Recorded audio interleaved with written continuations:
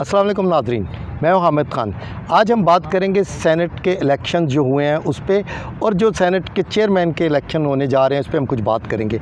आज हम ये तज़किया करेंगे कि कल जो सेनेट के इलेक्शन होंगे उसमें कौन सी पार्टी विन करेगी, किस पार्टी के पास कितने वोट हैं, किस पार्टी के साथ कौन कौन सी पार्टी शामिल होगी, या जो पसे पर्दा बैकडोर सियासत हो रही है वो क्या रंग दिखाएगी। इस पर हम कुछ बात करेंगे। तो हम सबसे पहले जो बात करते हैं वो करते हैं सेनेट में जो पार्टीज़ हैं, पाकिस्तान तहरीक इंसाफ और उनके इत्तेहादी, और अपोजिशन और उनका इत्तेहादी जो हैं, उनके पास क्या सीट्स नंबर हैं और वो किस तरह इस इलेक्शन को विन करेंगे। हम पहले बात करेंगे हुकूमत की। तो हुकूमत के पास जो इस वक्त टोटल तादाद है वो 47 है। उसमें तहरीक इंसाफ के 27 हैं, मुस्लिम लीग काफ का 1, MQM के 3, BNP के 12, GDA का 1, आज़ाद उम्मीदवार 3, इन सब को मिला के बनते हैं 47।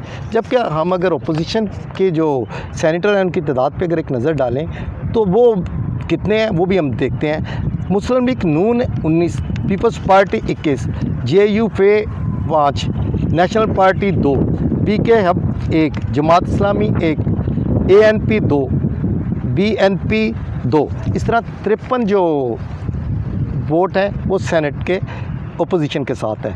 अब इसमें जो 2-3 बातें जो हमने गौर करनी है वो ये करनी है कि कल कौन सी जमात किसके साथ देगी और कौन किसको वोट देगा। हम पहले बात करते हैं जमात इस्लामी की। जमात इस्लामी अगरचे ओपोजिशन में तो है, मगर जमात इस्लामी ने जितनी भी तहरीक चली है PDA की, इसमें कहीं भी ओपोजिशन के साथ नज़र नहीं आई। उन्होंने अपने अलहदा एहतजाज किया, अपने अलहदा जलसे किए हैं, अपनी अलहदा रैलियाँ की हैं, वो अलहदा नज़र आए हैं। वो कहीं भी हमें ओपोजिशन के प्लेटफॉर्म पे नज़र नहीं आते। यही वजह है कि वो किसको वोट देंगे अब इसका कहना कबल वक्त है। ये भी है कि वोट देते हैं या नहीं देते। अगर वो वोट देंगे तो किसको देंगे, क्योंकि जमात इस्लामी की ये रवायत है और इनके बारे में ये मशहूर है कि जमात इस्लामी का वोटर कभी नहीं बिकता। जमात इस्लामी कभी पैसा लेके किसी को वोट नहीं देती। जमात इस्लामी जब भी वोट देती है तो ये फ़ैसला करती है, देखती है कि कौन सा जो उम्मीदवार है वो नीट एंड क्लीन है, कौन नेक है, कौन बेहतर है, वो ये फ़ैसला करती है। जब हम दोनों शख्सियात को सामने रखते हैं, यूसुफ रज़ा गिलानी को रखते हैं, सादक संजरानी को सामने रखते हैं, तो हम देखते हैं कि दोनों में कौन सी बेहतर है। तो हमें जो नज़र आती है वो सादक संजरानी बेहतर नज़र आता है, क्योंकि उन पर करप्शन के कोई इल्ज़ामात नहीं है, कोई दूसरे मामलात भी नहीं है, जबकि यूसुफ रज़ा गिलानी पे बहुत से मामलात हैं। जब हम ये सामने रखते हैं तो यकीनन जमात इस्लामी भी ये सामने रखेगी और उनका वोट का झुकाव जो है वो सादक संजरानी की तरफ जाएगा। दूसरे जो 2 वोट हैं वो है ANP के। ये ANP अगरचे ओपोजिशन में है, ये PDM के साथ है, PDM के साथ तहरीक में भी हिस्सा लिया, लेकिन ये बलूचिस्तान में हुकूमत के साथ है, हुकूमत की कोलिशन में है, और ये वहाँ पे हुकूमत के साथ अपने तमाम मामलात को बेहतर तौर पे चला रहे हैं। जबकि सादक संजरानी जो वो बलूचिस्तान से उनका ताल्लुक़ है, और यही वजह है कि वो बलूचिस्तान के उम्मीदवार भी कहलाते हैं। जब वो आएंगे तो यकीनन वो सादक संजरानी के साथ देंगे। ये 3 जो सेनेटर हैं, ये इनके वोट जो ओपोजिशन की बास्केट से निकलते हमें बाहर नज़र आ रहे हैं। उसके बाद अगर हम बात करते हैं तो सादक संजरानी का ये कहना है कि नून लीग के 4 सेनेटर जो हैं वो उनके साथ हैं। उन्होंने यकीन दिलाया कि वो हुकूमत की जो सादक संजरानी है उसको वोट देंगे और उनको कामयाब करवाएंगे।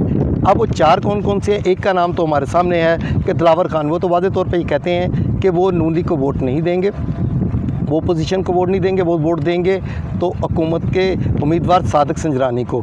उसके बाद अगर हम बात करते हैं तो नसीमा एहसान एक है, बलूचिस्तान से भी इलेक्शन जीती हैं। अपोजिशन का दावा है कि वो उनको वोट देंगे, वो अपनी बास्केट में उसको शुमार करते हैं। लेकिन अगर हम उनकी तरफ देखें तो वो भी ये कहती हैं कि वो बलूचिस्तान के उम्मीदवार सादक संजरानी को वोट देंगे, वो यूसुफ रज़ा गिलानी को वोट नहीं देंगे।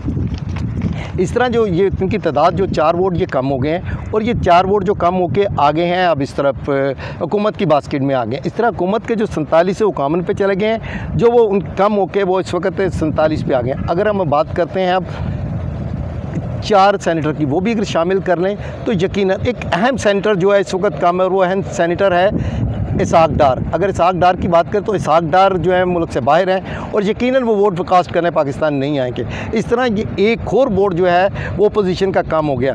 अब ये वोट जो 53 ओपोजिशन के वोट थे 4, 3, 7 कम होकर ये तकरीबन आ जाते हैं 46-47 पे आ जाते हैं। और हुकूमत का जो नंबर ऑफ़ गेम्स है, जो उनके सेनेटर की तादाद है, वो बढ़ के 50 और 51 पे चली जाती है। अब ये तो हुकूमती दावे हैं और ओपोजिशन के दावे हैं। अब ये देखना है कि कौन किसको वोट देता है, इसके बारे में कुछ कहना अभी कबल वक्त होगा। इसके लिए भी हमें इंतज़ार करना होगा, क्योंकि कल जब वोटिंग होगी तो तमाम पोजीशन जो है ओपोजिशन की और हुकूमत की वो हमारे सामने आएगी।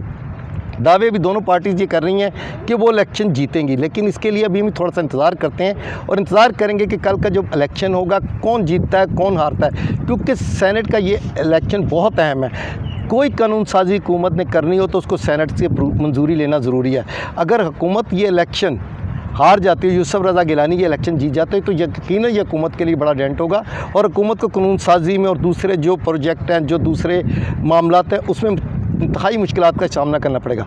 अगर हुकूमत ये इलेक्शन जीत जाती है, जैसा कि उनका दावा है और जैसा कि ये गेम ऑफ नंबर से ही मालूम हो रहा है, तो यकीनन ये हुकूमत के लिए बहुत मुफीद साबित होगा। और इमरान खान जो बार बार ये कहते हैं कि वो सख्त कवानीन बनाएंगे, और ये उनकी जीत इमरान खान को बहुत मजबूत करेगी और ऐसे कानून बनेंगे यकीनन जो अपोजिशन के लिए इंतहाई तकलीफदेह होंगे।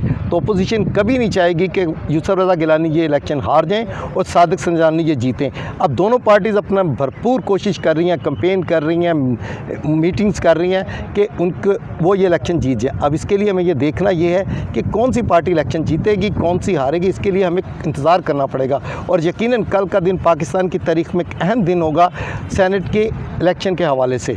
अब इसके साथ मुझे इजाज़त दीजिए, कल तक इंतज़ार करते हैं कि कौन सा चेयरमैन किस पार्टी का आएगा, क्या यूसुफ रज़ा गिलानी इलेक्शन जीतेंगे या सादिक संजरानी। इसके लिए हमें कल तक रिज़ल्ट का इंतज़ार करना पड़ेगा। इसके साथ मुझे इजाज़त दीजिए, अल्लाह हाफ़िज़।